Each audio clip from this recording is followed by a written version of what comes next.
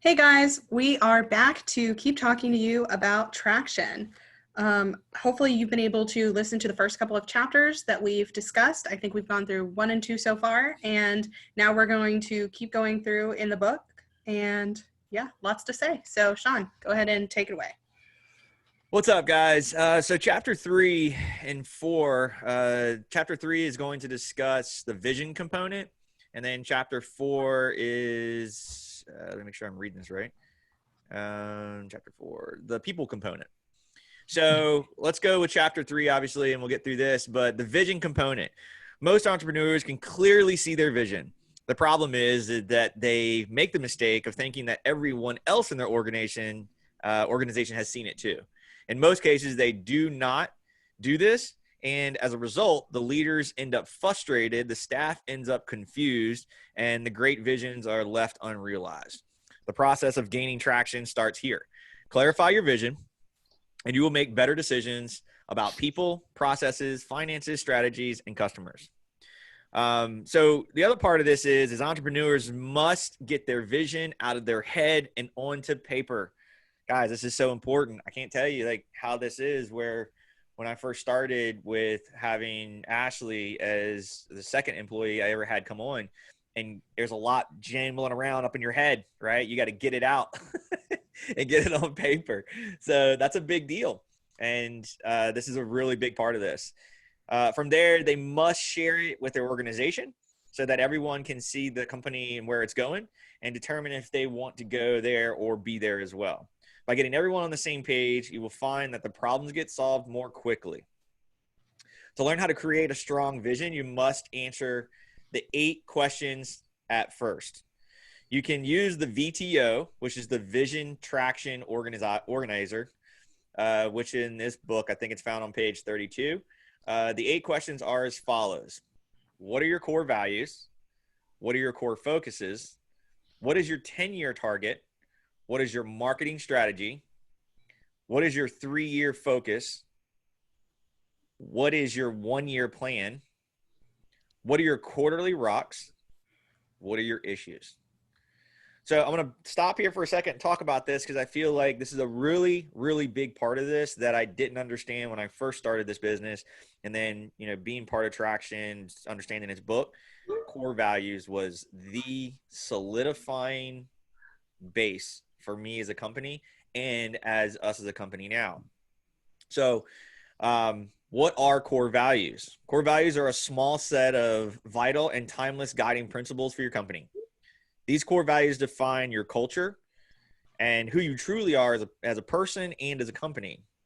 When they are clear, you'll find that you attract like-minded people to your organization.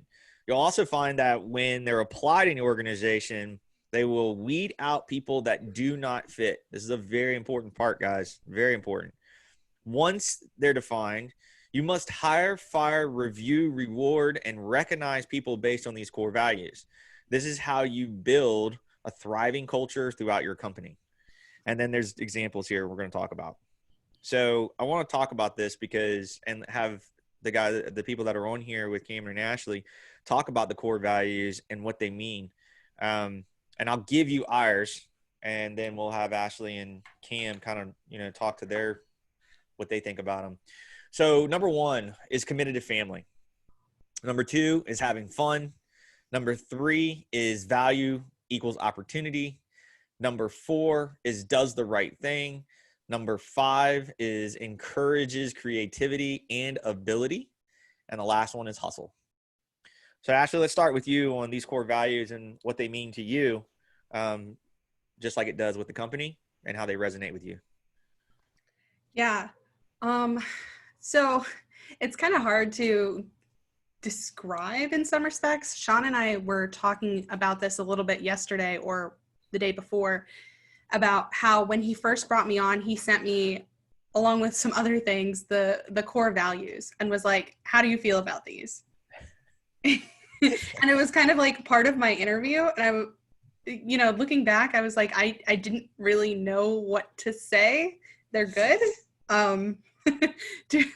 Am I supposed to say they're bad? Like, I don't know. And as part of an interview process, it's hard to really integrate that in well because is anyone, if they want the job, is anyone going to say, oh no, I hate those and I don't feel like family is the most important thing or whatever, so I think, yes, it's great to have these core values, but how to tell people about them when you're interviewing and hiring without outright giving them the list and saying that you must abide by all of these at this time.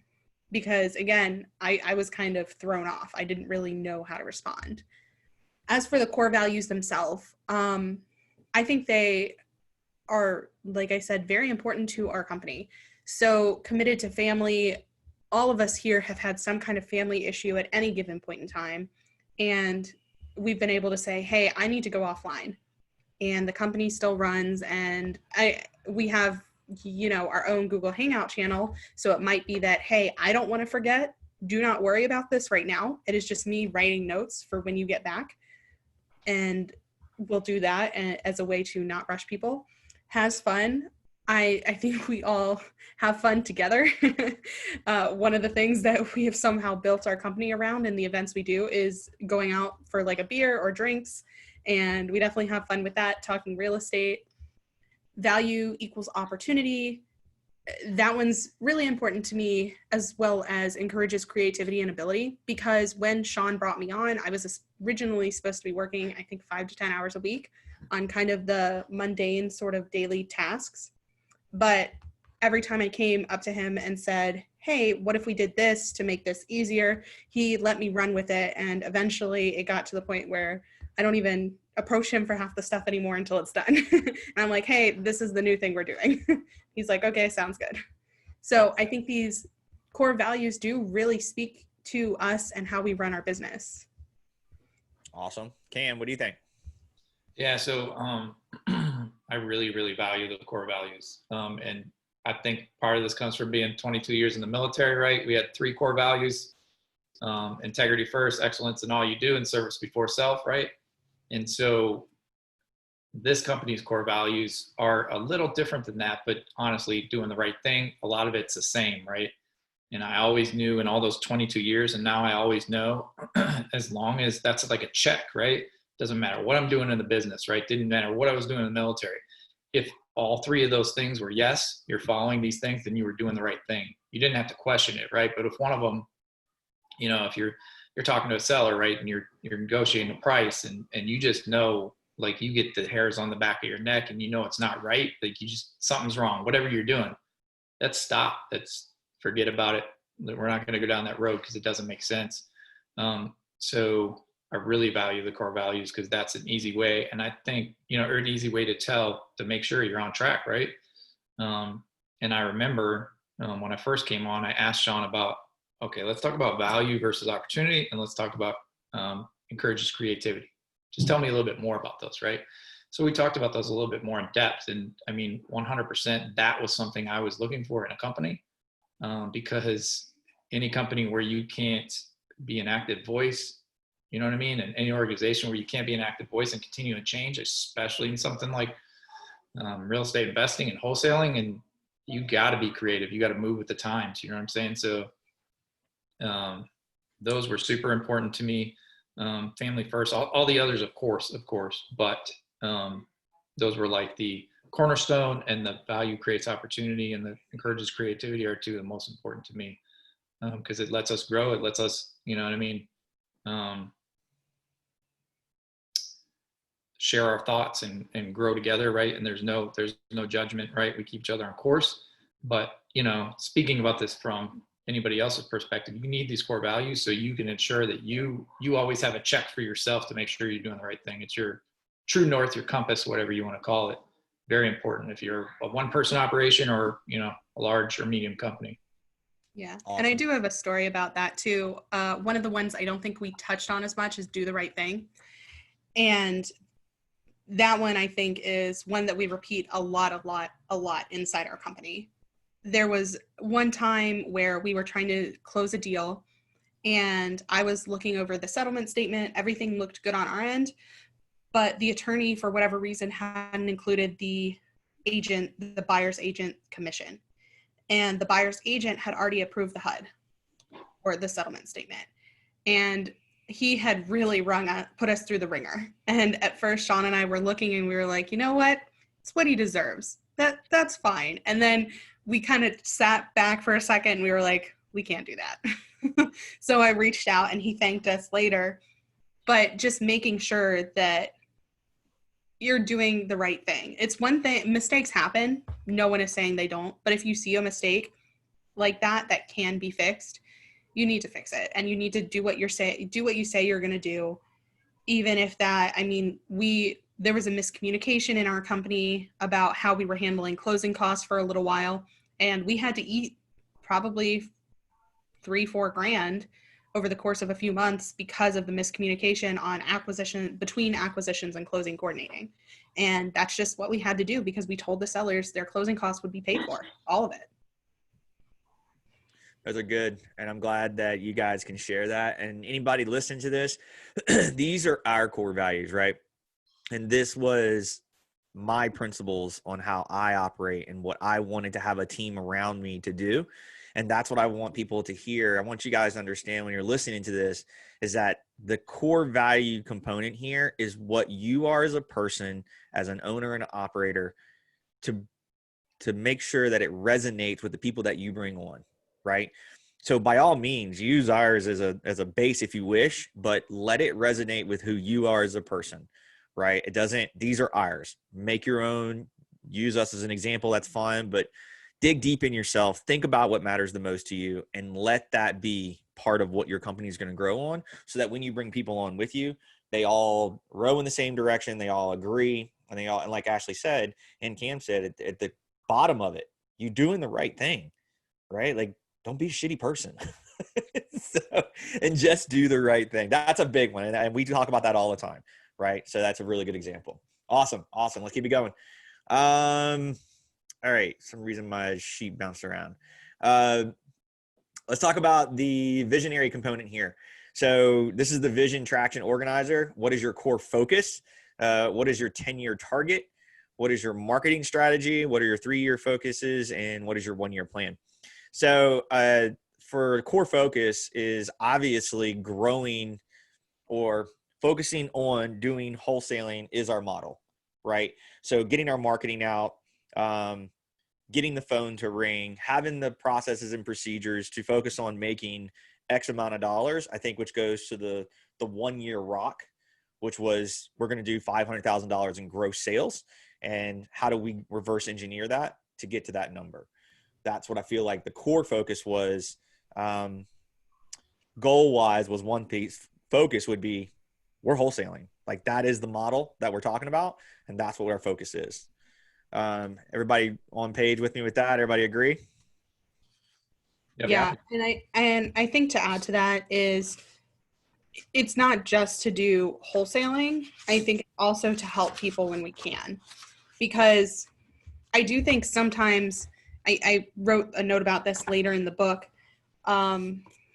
where it talks about not getting, not falling for shiny object syndrome, but does that limit us too much in not only how we can run our business, but how we can help people as well? Because wholesaling is great, but sometimes wholesale numbers don't work.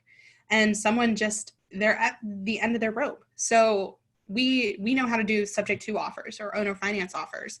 And we get really creative with these deals. I mean, Shawn comes at me with another one every month or two, and I'm like, what? Say that to me again. And he has to sit there and explain it to me a few times so that we can run it through.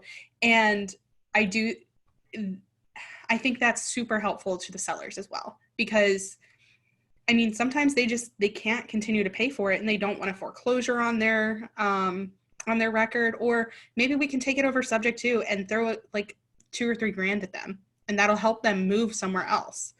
So being able to have that core focus is important. And I definitely think as you're starting your business, you shouldn't try to get too crazy with it.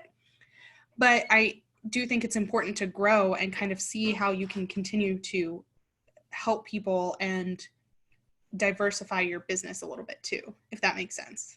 Yep. Cam? Yep, absolutely. And I would say, we've also got the retail option. So we got many avenues of how to help somebody when they need help. and it doesn't necessarily fit the core wholesaling model, but I would say one of the core focuses is helping people. And there are times, honestly, when unfortunately we cannot help anybody, right? We can't help that person, but that's really, really few and far between, honestly. Usually we can help in some way, shape, or form if they're truly open to help. Cool. Well, and I think too, when you're first, like I said, when you're first starting out, we weren't doing this all the time. We have really grown into the creative world in the last year specifically. Before that, we did focus more on wholesaling, but part of what we do with the retail sales too is we don't have an in-house broker. We have brokers or agents that we know that we work with, and we can push those leads onto. And then get a fee on that as well. So it's not bad to ask for help. If you see something and you think, oh man, I think this would be really great for subject to, but I don't know how that works. I'm new to wholesaling and I need to focus on wholesaling. Find someone in your area that do a joint venture with them, and you may be able to, they'll pay you either a fee or an ongoing fee or something. And that way you can still continue to focus on your core business model, but you can still help the seller and you can help yourself by adding that source of income. Good stuff. The next one that's on here is, what is your 10-year target? And I can say I don't have a 10-year target. My targets are usually between 3 and 5. So I would love to hear what you guys came up with after reading the book on what you would like to see as a 10-year target with the company. Who's Do you want first? to go first, Cam, or do you want me to go first? Go ahead, Ashley. Okay.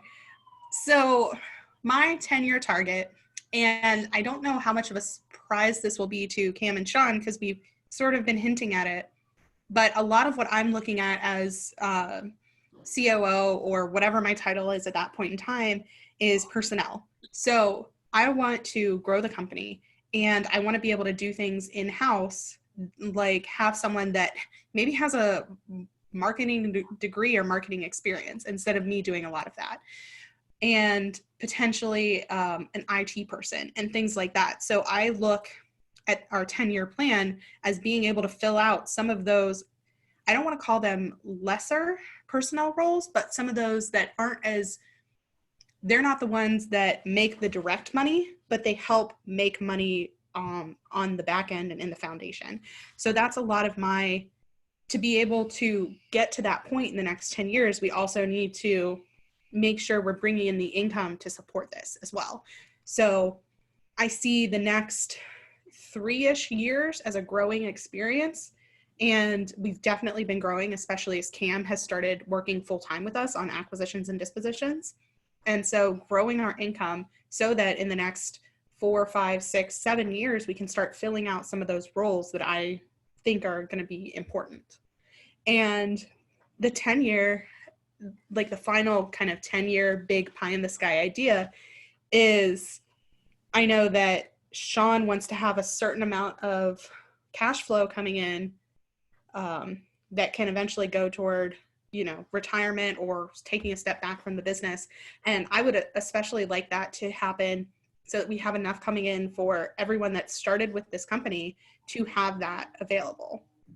So like, even though we're all the kind of people that we're not going to stop working, in the next 10 years, have something where it's not on autopilot, because nothing is ever on autopilot, but the company is working so well for itself that we can get to that point where everyone is at a really great place and can start looking into other areas of investment or other areas of work. If that makes sense. I don't Totally. I don't know.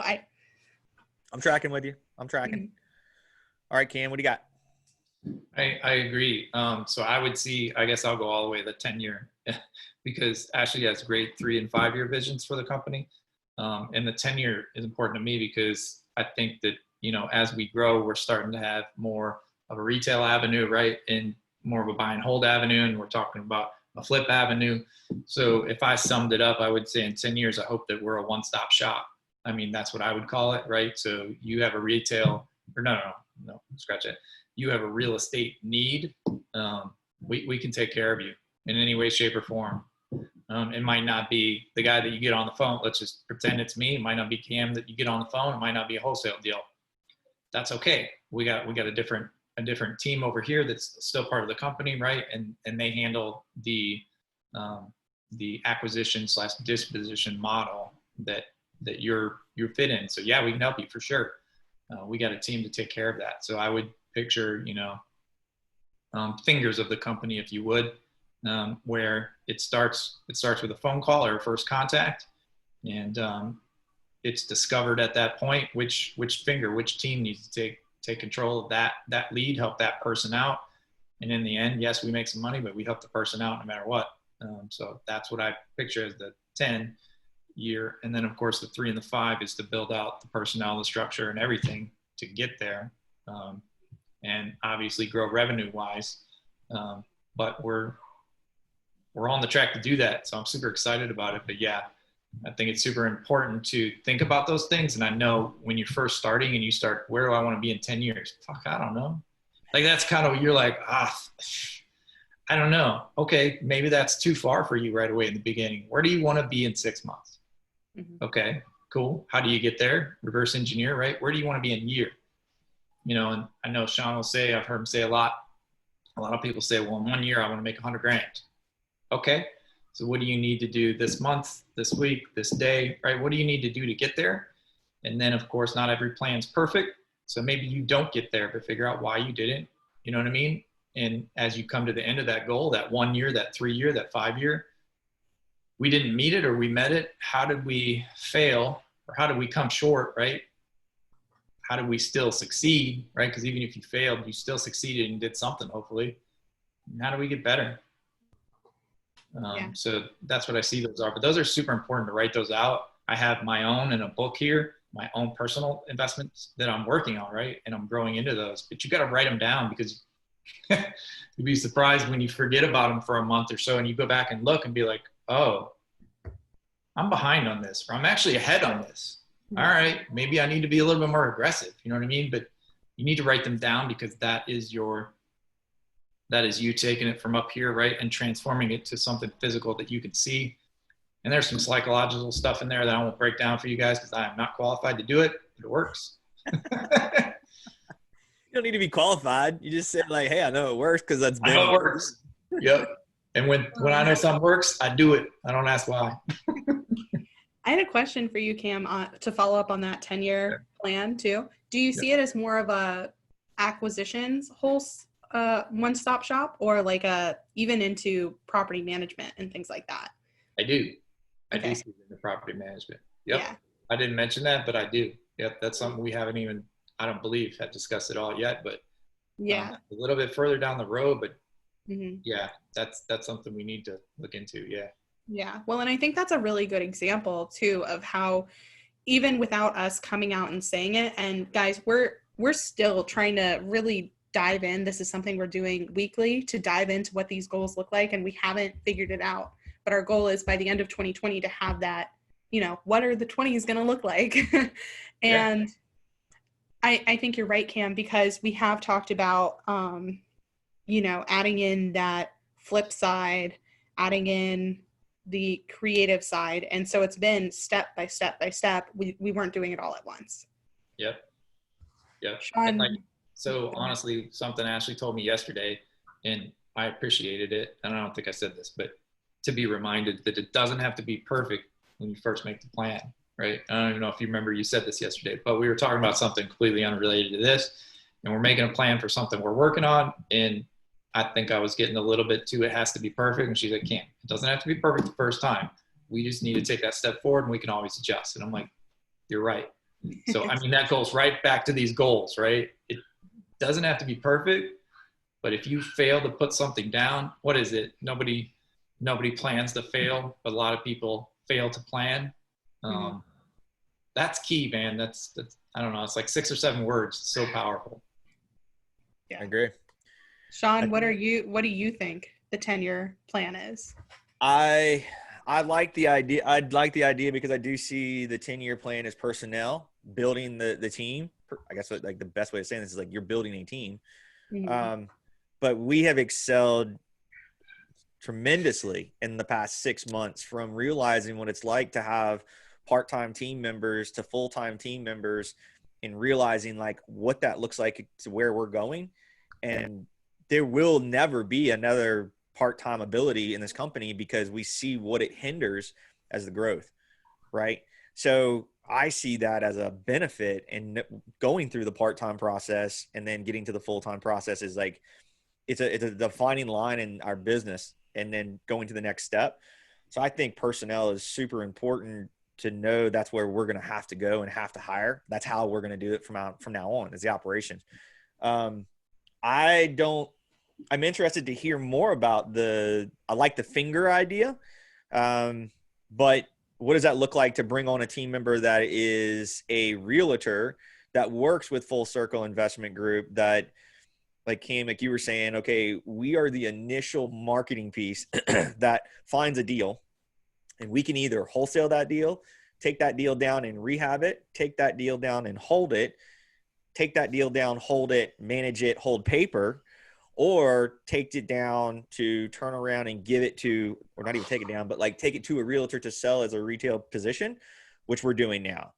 Mm-hmm. So I like those ideas. I think the brainstorming I just heard you guys go with is great. I immediately thought flowchart, like, what does that look like? How do you, yep, what ass goes in what seat? You know what I mean? Like, yep, out my head, it just started doing that as soon as you guys said it.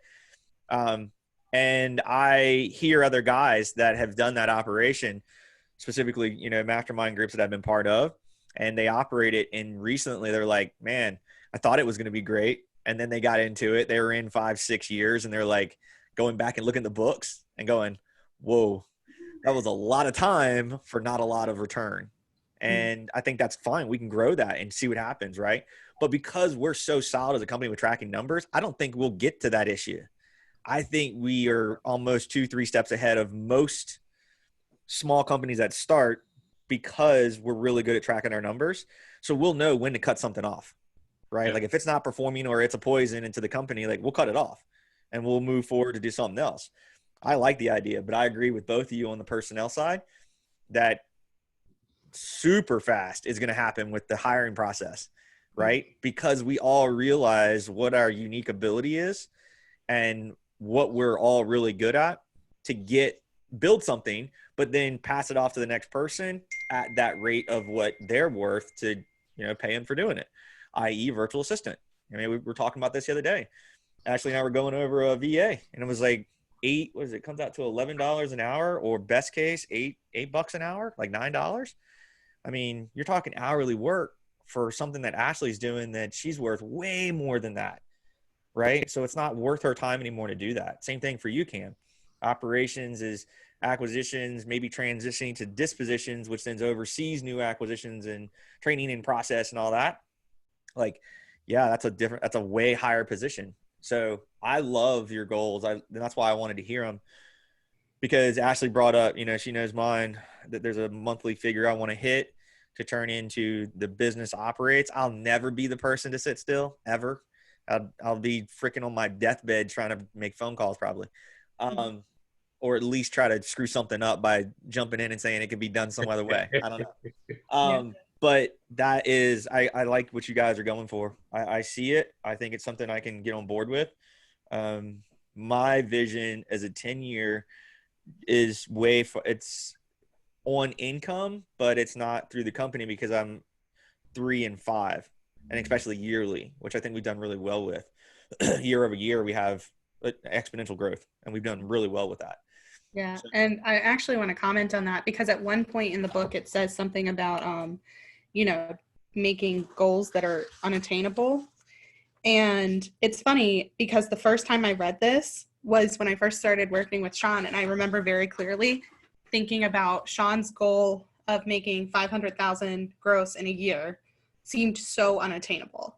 And when I first started working with you, I was like, we're never going to get that. And how is that going to affect morale to never hit that goal and know that it was, you know, because it's hard to make these goals and never hit them. It's easier to make more attainable goals and be able to hit them. And then that motivates you to move further. And I was just like, okay, well, we'll see where it goes. And 2.5 years later, we're on track to hit that goal. And like I said, that's something I didn't think we were going to do. And so when Shawn first told me what his monthly freedom number is for these notes and buy and holds and such, I was like, that seems like a lot, especially knowing that each one, the delta on some of these is as low as like $100 or whatever monthly. And I'm like, that's going to take forever to get to. But then again, here we are 2.5 years later, and I think we're going to hit that yearly goal. So honestly, who knows? I mean, we're still nowhere near close to his freedom number, but in a few years it might happen. That's part of the growing, right? And this is the tracking, and that's another topic that we'll get into. All right. So what is your marketing strategy was the next question. Yeah, sorry. Before we move off of that, I did have one more thing to say. Okay. I thought it was funny hearing mine and Cam's 10-year goals, because you can kind of see what parts of the company we operate. As I was talking about like personnel and filling out those roles, and Cam was like, I want to do more buy and holds and flips and have this one-stop shop. And I'm like, oh yeah, I didn't even think about that. Well, that's good. That's what this is, a discovery on how different people in the company and their positions and what they do. And it opens up that door. You don't know until you talk about it. This is what these calls or these talks is really good for, I'm thinking, going over this book. So anybody listening to this recording, whether it's us as a company, future employees, people that are working with us as clients, this is real talk today, like happening right now. And fortunately, we'll be able to look back on this recording later and be like, can you believe that we started like that? And look at where we're at now. Like, and that's what I look forward to. If we had some of the recordings from when we just brought Ashley on till today, oh my gosh, the talks are so different. The times are different. The things are different. It's awesome. Right. So that's a good one. I like it. All right. So on to the marketing strategy. I think we're very clear on our marketing strategy and what we do. What we are going to do is get a lot clearer with making that responsibility to a specific person. Right. And then that person reporting to the COO. And then, there's always the back and forth. Right. And this is something where you can't have the sales team doing the marketing in the beginning. You have to, but there's always the back and forth of marketing is doing horrible and sales isn't closing deals. Right. And it's all like, well, the leads suck at marketing. And you're like, no, you suck at sales. Right. So like there's this back and forth game that always happens with marketing and sales. I'm looking forward to that. I'm really looking forward to it because it will be the responsibility of 1 to 2, maybe 3 team members all to collectively as marketing in order to track their KPIs, in order to get over to sales and then have that discussion. So I'm really looking forward to that. You're looking forward to that until we have conflict and someone has to be the mediator. Totally get it. But I think because I'm okay with the mediation and talking it out because of the core values and everybody talking about, like, I think it will be a better convo because of onboarding the right people, having the right team. Like that, again, I think goes back to there's no time ever in this company that somebody can't freely open, say what they need to say and or call somebody out, because that's what needs to happen. Right. And you're not going to get your feelings hurt, or you can't be like, oh, I can't talk about it because I don't want to worry about, like we know there's set things that we can talk about and we do it. Right. And that's another big piece of this, which I feel like coming into the marketing side, like you said, you're going to have these back and forths. Let's go. I'm looking forward to it because it's the only way you grow. That's the only way you get better, right? We need more leads, or we need these types of leads. Like why? What's not happening over there? What's the return? Like all this kind of stuff is like what we need that we already know.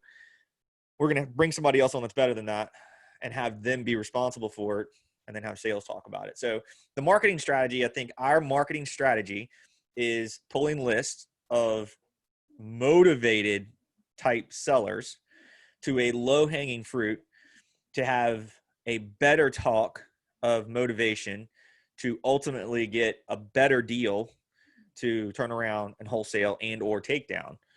I think that collectively across the board here, everybody can agree. Our marketing does really well. Our marketing gets a good response rate, and we get really good, really good leads. And that's what I feel like our marketing strategy is. Does anybody have anything to say to that? Ashley? Yeah, nothing really to add. I think that that's a good summary. We Yeah.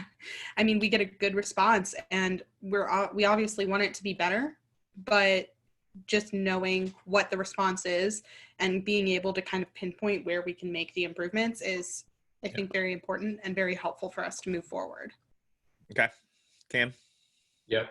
Good summary. I don't think you need to break this one down. I think the most important thing we do with our marketing strategy is we track everything so that we know how to make an educated decision based on data, and that's key. But other than that, that is a major component of our strategy, I would say, is that we track well and we know how to adjust when needed. Got it. All right, so we're going to try to speed this up a little bit and keep us going, but let's combine on a quicker talk the 3-year focus, the 1-year focus, and the quarterly rocks, and then we can get to the issues part. I'm going to let you guys start with that and what you felt that came out of this and what you would like to see. Cam, let's start with you. Yeah, sure. So I'll start with the quarterly rocks because those are super important to me. That's something I learned in my military days for sure, is that there are big projects that you have to work on. You know what I mean? There are big things that we're working on different platforms right now that can't be done today, this week. It just can't be done, right? It needs to be a quarterly focus, and it needs to be a major goal that'll move the company forward, right? And so those are important for anybody to set, what am I going to do in this next quarter? And it needs to be big, but not so big that it needs to be a yearly goal, right? But it needs to be a stepping stone that once fully completed will let you go on to the next step, right? And so how do you break those down into, okay, so I need to do this within 90 days. What do I need to do this, this month, the second month, and the third month, right? What do I need to do this week? What do I need to do this day? And hopefully by the time you get down to the day or the week, it's fairly small, easy to complete, easy to digest steps, so you can get through it. That's what I see. And it's important that you review those every quarter as well, because you need to focus on the large targets, but not break them down every day or every week, or, you know what I'm saying? Okay. What do you feel is your quarterly rock that you want to hit? Right now it's getting our text messaging platform very efficient, right? Not autopilot, because it'll never be there, but efficient. And so we've taken significant steps to get a virtual assistant to help us with that, because there's not enough hours in the day for me or any of our acquisitions team to operate that platform at the level it needs to be with the volume we want to push. It's just not there. We need help. So yeah, we're paying for help, but we ask for help. We're training. So that's a quarterly rock. And it's been huge. And then last quarter's rock that is just now finishing up is, having a virtual assistant help us with all of our data mining. Because again, all that data mining is it's tasks that an acquisition person or a disposition, no, their time is better spent on the phone, not mining data. And so we did a bunch of training, and now those lists are pretty close to autopilot as you're going to get. They start at the beginning of the month. The VAs know what to do, who to talk to, who to contact, and how to crunch the data and how to give us back the data, so we can make that first touch with the seller. And it's that simple. So that was last month's, last quarter's quarterly rock, and that one's just wrapping up. And now the text platform we're about midway through the quarter on that, I guess. I don't know that they kind of ran calendar quarters, but definitely a few months for each one of them. Okay. So your big quarterly rock that you feel that's almost in between the last one and this one is the text messaging service to have on autopilot with a VA. Yep. Heading it up, correct? Yep. Okay. Cool. Yep. And we were able to accomplish, we're almost through what you built as the VA data mining platform, and it's on autopilot. Yep. It's pretty close. Give me another week and it's done. But that's taken all quarter. I think, pretty sure we started that in April, March. It's taken a quarter. I mean, correct me if I'm wrong, Ashley, but that's what memory serves me. March, April is when we started that. Yeah, I think it took a little bit over a quarter, actually, but I think it was March or April when we started doing that, and we tried to make it so that it was attainable. So because so much had to go into that, we had to create the process sheet or the standard operating procedure for each city that we data mine, for example, and then we had to record videos. Cam had to answer questions. So we kind of spread it out based on our data mining schedule. And so he had like 2 or 3 a month. And I think it's been about 4 or 5 months now. And we're, like Cam said, we're pretty much done. Awesome. Yep. Anything else for the quarterlies? No. Cool. All right, Ashley. So one of my big quarterly rocks was this, getting the podcast and the YouTube channel off the ground. It's something we had been talking about for a little while. And it's something that I think also took a little bit more than a quarter, because what really forced us into this was the pandemic. And so March and April came around and I was like, you know what? Now's the time. I've been putting it off for a little while. Let's do it. Let's get it started. And it's not quite on autopilot, but my goal was more to get it started and to, like Cam was saying earlier, than to perfect it later. So we've got it started. We're going pretty regularly. And next quarter, I think I definitely want to get this on autopilot. And we're bringing on a VA, another VA full time, to help me with a lot of my stuff. So that's another big quarterly rock for me, is over the next 3 months to, the podcast and the YouTube channel, and get them to help me with that, as well as some other tasks that I have to do daily, weekly, monthly. And that it's going to take some time because I have to do videos and SOPs and train them. But that's where I want to be in 3 months, is not doing some of the stuff anymore. Nice. So I'll follow up with what I see as rocks as the CEO to support you guys, and obviously building, making sure capital's there for it. But I think what I want to see now, and I think, and most importantly, is step 1, marketing. Step 2 is the VA to come on with Ashley to support her, and then to get behind Cam on the hiring of new acquisition staff and kissing those frogs and getting through the learning process of dealing with what it's like to bring on a staff or hire on a staff and get through the hire and fire process. I know that's going to be a lot of time spent in a office and a lot of time spent in training, which will turn into a training manual or a training process that we'll teach ourselves as a company to get better at, right? How to better train people, how to get the information to them. So I think if I were to task it out on quarterly, it would be marketing, virtual assistant for Ashley, and hiring junior acquisitions is what we're going to call them. That's what I see in the next 3 months. And that will put us, if I'm not mistaken, will that put us at the end of the year? September, October, November? Yeah, that put us right towards the end of the year.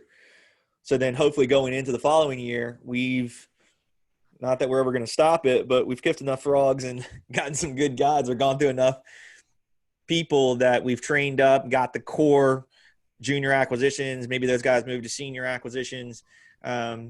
Ultimately, the goal is to have them working for so many leads, so many deals, and then that flow that gets us to the, now how do we reach $100,000 a month in sales to get to that, $1 million mark year. And because that's such a large number, when most people hear it, it's funny because there's most people that are doing like easily 6 figures in a month, right? And it sounds unattainable until you start tracking the numbers and you see it and you're like, it's really a lot easier than we think it is. But do we have the SOP in place? Do we have the right people in place? Is everybody doing their job, reporting their numbers, and making sure that everything's doing what it's supposed to in order to get there? So I think quarterly, and that would be what I see. You guys agree? Yep. Cool. All right. So that kind of gets us through, I think, all of the stuff on 3, which we went through pretty good. We'll drag out. Ashley, did you want to pause for a second before we go into 4? Yeah, so I just want to say this is going to be the end of this episode, guys. Thank you so much for listening. If you can, leave us a review, rating, anything like that. We really appreciate it. We like feedback. And we will see you, I think, next week to talk more about Chapter 4. Have a great day, guys.